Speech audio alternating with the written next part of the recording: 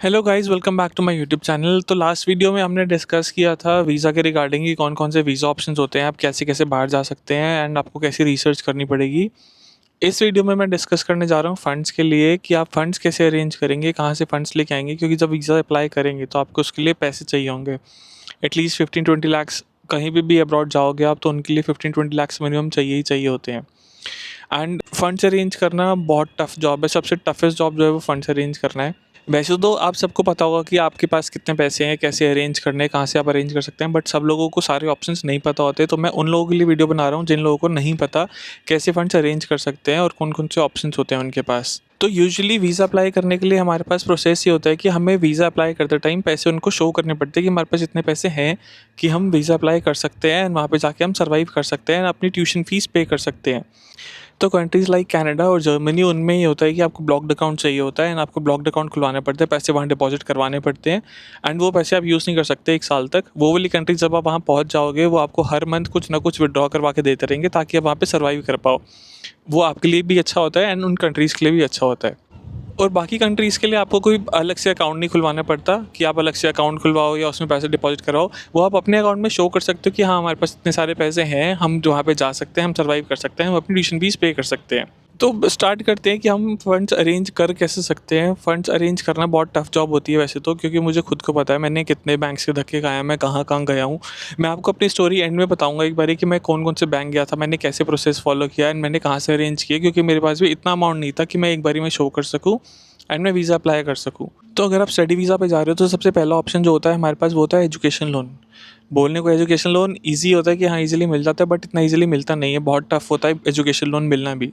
Education loan का benefit ये होता है कि आपको बिना कोलेटरल के 7.5 लाख तक का लोन मिल सकता है एजुकेशन लोन में। अगर 7.5 लाख से ऊपर होता है तो आपको बैंक के पास जाके कोई कोलेटरल रखना पड़ता है कि हाँ मेरी ये प्रॉपर्टी है, मैं प्रॉपर्टी के पेपर्स यहाँ पे सबमिट कर रहा हूँ जब तक मैं आपका लोन रीपे नहीं कर देता। एंड ये जो 7.5 लाख तक का भी लोन मिलता है इसके लिए भी काफ़ी सारे डॉक्यूमेंट्स होती है, बहुत सारे प्रोसेस होता है जो फॉलो करना पड़ता है एंड आपके पास आपको बैंक जो होता है आपको बहुत सारे डॉक्यूमेंट्स की लिस्ट प्रोवाइड कर देगा कि हाँ ये वाले सारे डॉक्यूमेंट्स सही हैं। तो वो आपको सारे डॉक्यूमेंट्स अरेंज करके उनके पास सबमिट करने पड़ते हैं। वो सब कुछ वेरीफाई करते हैं आपकी कॉलेज कौन से नंबर पे आता है, कैसा कॉलेज है, कौन सी कंट्री में जा रहे हो, उन सब बेसिस पे आपको एजुकेशन लोन मिलता है। एजुकेशन लोन का सबसे बड़ा बेनिफिट ये होता है कि आपको जब आप वहाँ पहुँच जाते हो, मतलब आप कोई भी कंट्री जा रहे हो, कोई कंट्री पहुँच गए आप, तो आपको 1 साल तक या 2 साल तक जब तक आपकी एजुकेशन है, मतलब 1 साल की MBA कर रहे हो या 2 साल की मास्टर्स कर रहे हो, तब तक आपको सिर्फ इंटरेस्ट पे करना है बैंक का, आपको कोई प्रिंसिपल अमाउंट नहीं पे करना पड़ता। एंड 2 साल बाद जैसे ही या 1 साल बाद जैसे ही आपकी स्टडीज़ खत्म हो जाती हैं उसके बाद आपको आपका प्रिंसिपल अमाउंट प्लस इंटरेस्ट दोनों जो है मंथली पे करना पड़ता है।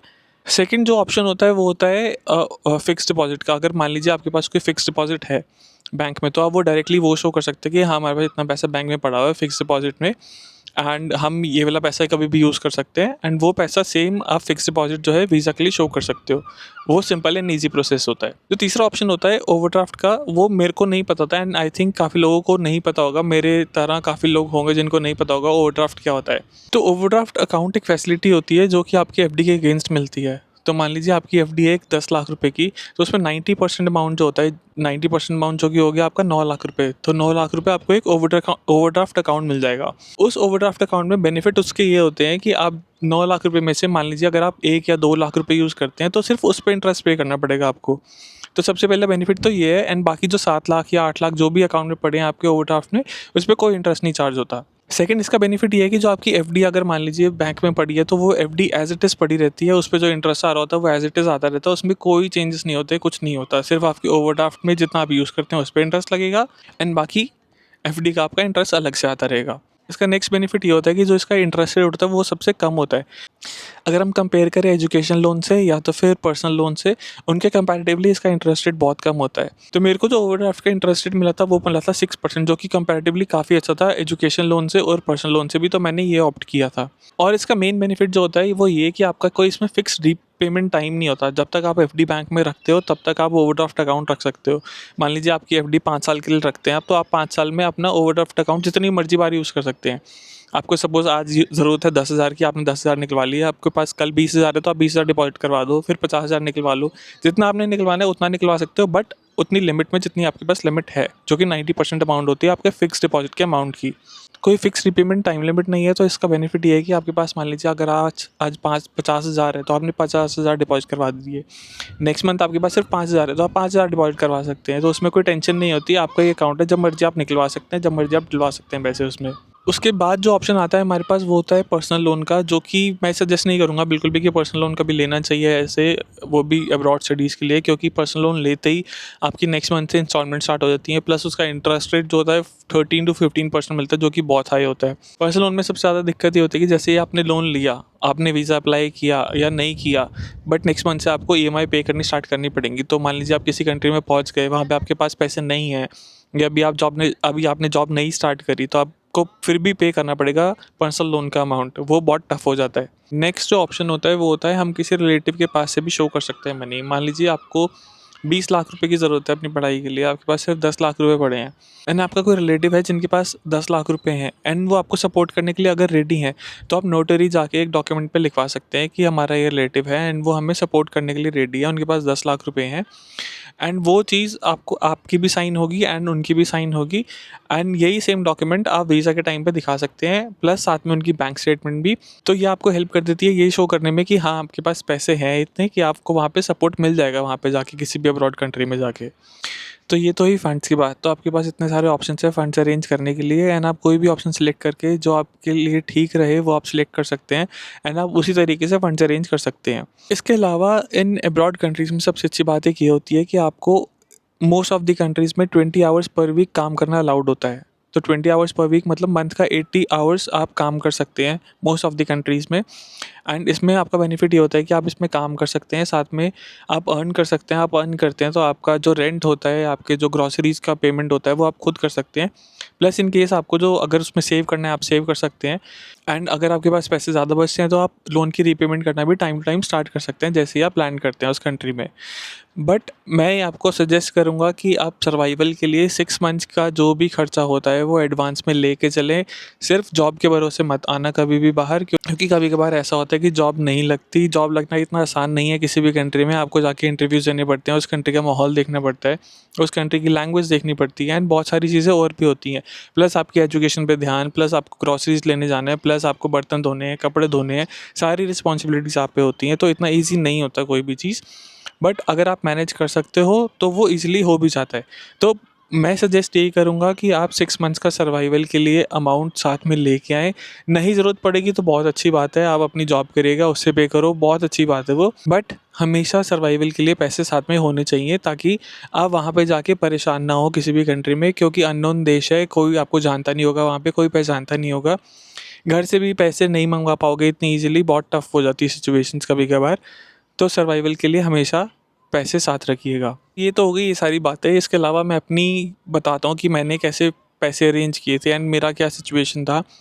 तो मैंने फ़ेब में कॉलेज में एडमिशन लिया था, मैंने उनको मेल किया था, उन्होंने कॉलेज ने मुझे बताया कि आपकी फ़ीस जो है वो 9 लाख रुपीज़ है, एंड उसमें से आपको 4 लाख पहले से डिपॉज़िट करवाना पड़ेगा, एंड बाकी जो 5 लैक्स है वो आप जब यहाँ पे आ जाओगे तो इंस्टॉलमेंट में दे सकते हो, 1.5 लाख करके। तो वो ईज़ी इंस्टॉलमेंट हो जाएगी 3 महीने की, प्लस 4 लाख आपको जो एडवांस पे करना है वो। तो इसमें सिचुएशन ये हो गई थी कि मेरे को 4 लाख पहले पे करने पड़े उनको, जो कि मेरे पास चलो अमाउंट था उस टाइम पे वो वाला। बट बाकी जो अमाउंट था वो अरेंज करना मुश्किल था, क्योंकि मेरे को 625 यूरोज़ पर मंथ के अकॉर्डिंग 12 महीने का अमाउंट उनको शो करना था वीज़ा अप्लाई करते टाइम। ये जो अमाउंट था ये मेरे लिए भी काफ़ी टफ था अरेंज करना। मैं काफ़ी सारे बैंक्स के पास गया, प्राइवेट बैंक्स, गवर्नमेंट बैंक्स, उनसे मैंने एजुकेशन लोन के बारे में बात करी। तो उन्होंने मुझे काफ़ी सारे डॉक्यूमेंट्स बता दी कि इतने सारे डॉक्यूमेंट्स चाहिए आपको एजुकेशन लोन के लिए। मैं वो डॉक्यूमेंट्स लेके गया भी, बट अगेन उनको एडिशनल डॉक्यूमेंट्स चाहिए होते थे, एंड हर रोज़ मुझे बैंक के धक्के खाने पड़ते थे, कभी इस बैंक कभी उस बैंक, कि मेरे को एजुकेशन लोन मिल जाए। प्लस आपके वो कॉलेज का रेपुटेशन भी देखते हैं, कौन सी रैंक पे आता है, आप कौन सी कंट्री जा रहे हैं, आपका बैकग्राउंड क्या है, आप कौन सी जॉब करते हैं, आपकी सैलरीज कितनी आती हैं। अगर आप नहीं रीपे कर पाए तो आपके अलावा कौन रीपे कर सकता है, ये सारी चीज़ें वो चेक करते हैं, एंड वो इतना ईजी नहीं होता मिलना लोन। तो फाइनली मैं थक हार के, मेरे को पता लग गया कि मेरे को एजुकेशन लोन नहीं मिलने वाला, तो मैंने एजुकेशन लोन नहीं लिया। फिर मुझे कहीं से जाके ओवरड्राफ्ट का पता लगा कि ओवरड्राफ्ट फैसिलिटी ऐसी होती है एक, एंड मेरे पापा के पास एक एफडी पड़ी थी जो कि काफ़ी ज़्यादा अमाउंट की नहीं थी, बट मैंने उस पे ओवरड्राफ्ट लिया ताकि मेरे पापा की जो सेविंग्स है वो वैसी की वैसी रही, एंड मैं जो ओवरड्राफ्ट लूँ उस पे वो मैं यूज़ कर सकूँ, एंड मैं अपना रीपे जो है अमाउंट वो खुद कर सकूँ। तो मैंने वो थोड़ा सा अमाउंट ओवरड्राफ्ट का लेके, प्लस मेरे एक रिलेटिव थे जिनसे मैंने हेल्प ली कि मेरे को वो सपोर्ट कर सकते हैं in case of emergency, and दिखाने के लिए फिनांस कि हाँ मेरे पास इतने पैसे हैं। तो उन्होंने मेरे को हाँ कर दिया कि हाँ वो सपोर्ट करेंगे। एंड अगेन मैंने वही प्रोसेस फॉलो किया कि मैं नोटरी गया, वहाँ पे जाके मैंने एक स्टैम्प डॉक्यूमेंट पे लिखवाया कि वो मेरे को सपोर्ट करेंगे।